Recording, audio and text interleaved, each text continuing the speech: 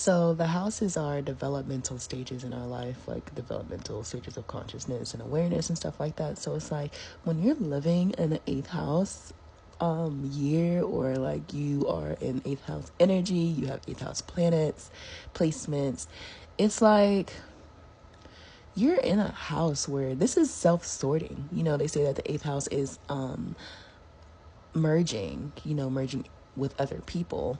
This is the house that when you're dealing with other people, you can recognize your shadow within them. So you have to self-sort that and understand like exactly where you are. It's ego death, trauma processing, it's deconstruction, like what's mine, what's yours. This also has to do with depth and stuff like that. And it's like, what did I actually inherit here? And like, honestly, I feel like the eighth house, it also goes down into the depths of generational wealth versus generational depth.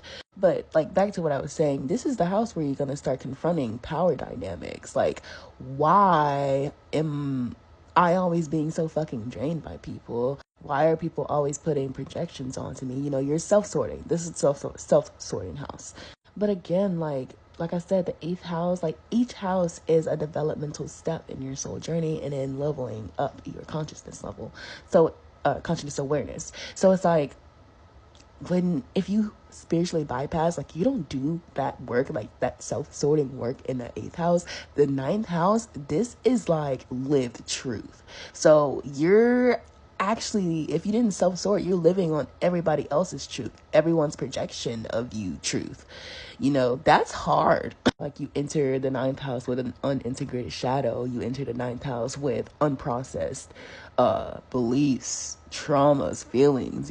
That's not good for anyone to be around, let alone yourself. But it's like so tricky though. Like it is so fucking tricky because it's like you're really understanding, like, I don't know who the fuck I am anymore, in the eighth house. So like I said, when you get to the ninth house, this is where it's like Sagittarius energy, like they stand on that. They stand on their lived truth. They stand on what they said. They stand on what they believe.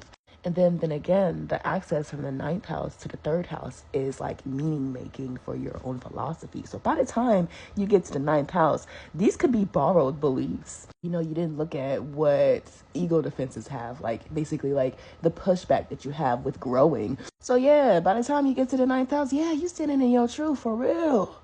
You standing in it, even if it's not no accountability with it. This is just who I am shield, like that's what's gonna happen. And then this is why like a lot of people, when they get to the ninth house, or when they meet a Sagittarius or a person with ninth house